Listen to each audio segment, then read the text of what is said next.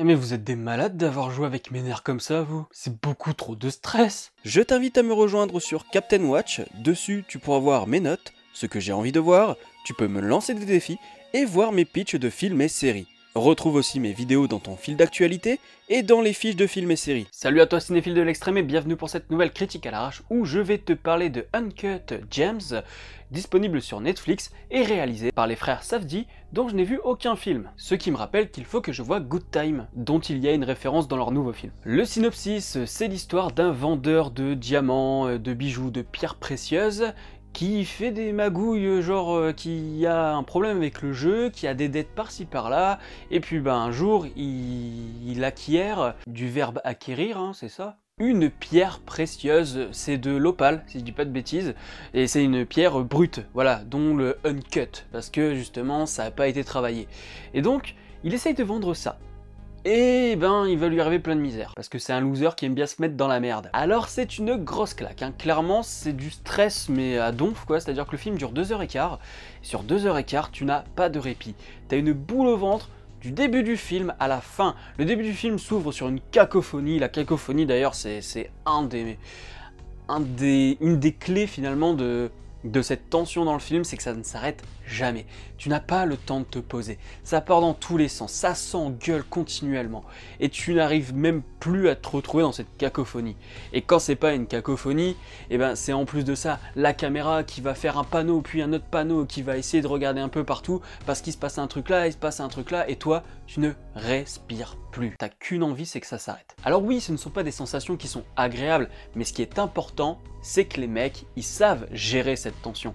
C'est pas genre désagréable parce que ça te saoule. C'est désagréable parce que les mecs, ils savent tellement bien raconter leur film, que ce soit avec le son, avec les dialogues, avec les ambiances, avec la caméra. C'est des mecs qui arrivent vraiment à te faire ressentir ce qui se passe, si bien qu'au bout d'un moment, moi je le vivais le film. Pendant un match de basket, j'étais en mode ouais. Et parfois le personnage d'Adam Sandler faisait des trucs et je disais mais non mec, arrête. Donc clairement, je parlais à ma télé. Voilà, c'est exactement ça, je vivais le film comme pas possible. Et en fait, c'est ça qui est puissant, c'est que je le vivais et j'arrêtais pas de dire non, mais arrête, parce que je voulais que ça s'arrête. Voilà. Il y a une fascination quand même pour ce film, parce que il y a vraiment un aspect très étrange, il y a même du mysticisme, on va dire, notamment par rapport à la musique, mais il y a du mysticisme à travers cette pierre qu'on ne voit quasiment pas durant le film, mais qui plane comme ça au-dessus, tu sens qu'elle est pesante et que c'est une épée de Damoclès sur le personnage d'Adam Sandler. Donc il y a ce côté mystique, il y a cet aspect un peu bordélique et stressant, tu sens que le personnage il est en pleine détresse, mais qu'en même temps à chaque fois qu'il y a une opportunité, il va la foirer, et toi tu te dis c'est bon, tout va se régler, ça va aller. Sauf que derrière, non, il te refait une connerie mais de dingue. Alors on peut quand même du coup lui reprocher que c'est un peu répétitif, sur 2h15, c'est un peu long quoi on va dire, parce que il se passe toujours la même chose. Il y a un mec qui l'appelle pour lui dire rends-moi mon argent, lui il va faire une magouille à un endroit, et puis sa magouille elle marche pas, et puis le gars il le rappelle, et il va refaire une autre magouille, et puis il faut qu'il aille voir un tel, et puis un tel, et puis un tel.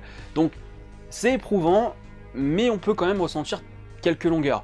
Mais c'est normal en fait, je peux pas vraiment lui reprocher ces longueurs, parce que c'est des longueurs qui sont utiles pour te transmettre cette tension, pour te transmettre ce malaise. Mais voilà, moi je pense quand même qu'il y a peut-être un petit quart d'heure en trop, voilà, mais c'est pas non plus catastrophique. Et ce pourquoi je voulais voir le film, c'était Adam Sandler, totalement à contre-emploi. Il est détestable comme pas possible. C'est vraiment le loser que t'as envie de baffer continuellement, t'as envie de lui claquer sa gueule, parce que c'est un petit con, mais qui a quand même, qui a des responsabilités, tu vois, il est père de famille, ce genre de choses, mais t'as envie de lui mettre une grande claque dans sa tête et de lui dire mais réveille-toi gros, tu te prends pour Scarface mais t'es rien de tout ça.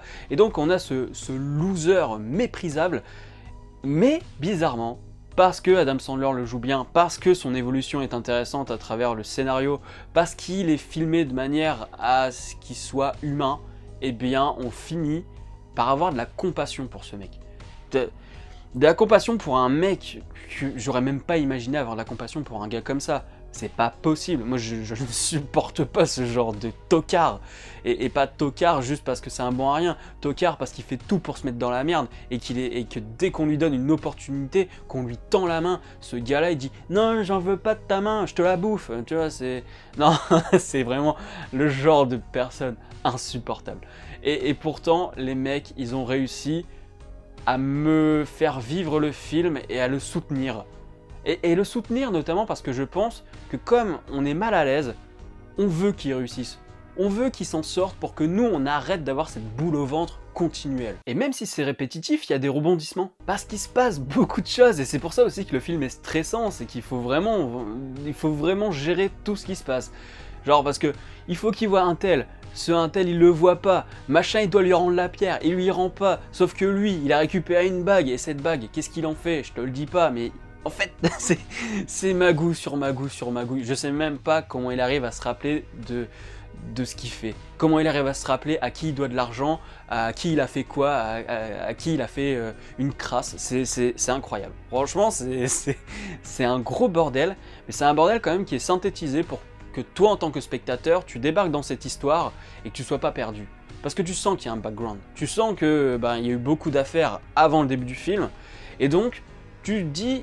Ouais, je suis pas perdu, et pourtant c'était pas facile. Et je reviens un peu sur la musique, parce que je disais qu'elle apportait beaucoup dans ce côté un peu tendu, il y a un côté mystique autour de la pierre, mais il y a quelque chose qui est très bizarre, très étrange, c'est que c'est un thriller, voilà, clairement, et pourtant, on est dans quelque chose qui parfois frôle la SF, quelque chose de très contemplatif SF, notamment justement avec la musique et le générique d'ouverture par exemple. Le générique d'ouverture, on se balade dans la pierre précieuse, et en fait à ce moment-là, j'ai l'impression d'être dans de la SF contemplative, quelque chose qui n'a rien à faire là. C'est-à-dire on voyage dans cette pierre précieuse, mais en même temps ça ressemble beaucoup à une nébuleuse en fait, c'est quelque chose, on est plus dans l'espace en fait. D'ailleurs, on réutilise ça un peu plus loin, enfin à la fin du film, histoire de boucler la boucle, comme quoi l'univers en fait c'est un tout, c'est plutôt intéressant, et du coup je me dis mais qu'est-ce que ça vient faire là? J'ai l'impression de voir The Tree of Life de Terrence Malick. On est dans un thriller, et pourtant on se retrouve avec ce côté assez contemplatif, science-fiction, espace, enfin quelque chose qui n'a rien à voir avec le côté terre-à-terre et business du film, et ça crée un décalage, et ce décalage rend tout de suite l'ambiance un peu plus bizarre. Voilà, il y a une étrangeté comme ça, il y a quelque chose qui n'est pas palpable. Tout comme la pierre qui n'est pas palpable parce qu'il y a une sorte de mysticisme autour, et que seuls certains élus peuvent la toucher finalement, et c'est le joueur de basket en l'occurrence. Et d'ailleurs on ne voit quasiment pas la pierre dans ce film. Donc oui, il y a vraiment quelque chose de l'ordre de la bizarrerie pour quelque chose qui est quand même très terre à terre, et ça ajoute du coup à cette tension.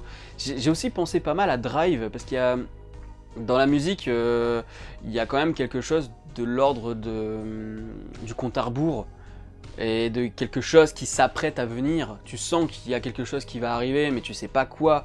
Il y a cette sorte d'étrangeté qui va bientôt te tomber dessus, et tu n'arrives pas non plus, là encore une fois, à palper cette chose. Il y a vraiment quelque chose de l'ordre du mystère, et en ça le film il est plutôt fascinant. Si j'ai une note à lui donner sur Captain Watch, eh bien ce sera très bon. Très bon parce que, comme je le dis, il y a certaines longueurs, il y a des choses que j'aurais peut-être retirées, ou il y a des choses que j'aurais un peu plus travaillé, comme ça, la relation avec sa maîtresse. Ça oui, je l'aurais un peu plus développé, parce que c'est un personnage que je trouve très important, c'est un repère pour lui, sauf qu'il n'est pas très exploité, donc c'est un peu dommage, parce que c'est sa seule encre, et finalement on va pas au bout du truc, et je trouve que c'est un peu dommage, parce que justement on essaye de le faire comprendre par la suite que c'est un point d'ancrage. Donc voilà, ça c'est un petit bémol, mais très bon, parce que bon, c'est un thriller qui sort des sentiers battus. Notamment avec ce truc un peu mystique, contemplatif, très étrange. Et parce que les réals ils savent quoi faire, parce que les réals ils ont aussi le sens du plan séquence, de la manière de bouger la caméra pour tout de suite donner du dynamisme et de la tension. C'est même au montage, même dans le choix d'échelle de plans, où on prend des gros plans quand il le faut et des plans larges quand il le faut. Franchement c'est un putain de film que je vous invite vraiment à voir. Donc voilà, si la vidéo vous a plu, n'hésitez pas à mettre un petit pouce bleu, à la partager sur les réseaux sociaux, à me dire en commentaire si vous avez envie de le voir maintenant. Je vous invite vraiment à le mater, c'est une expérience pas banale. Abonnez-vous à la chaîne si ce n'est pas encore fait et n'oubliez pas d'actionner la petite cloche pour être alerté des prochaines vidéos. Quant à moi, je vous dis à la prochaine sur la toile. Salut!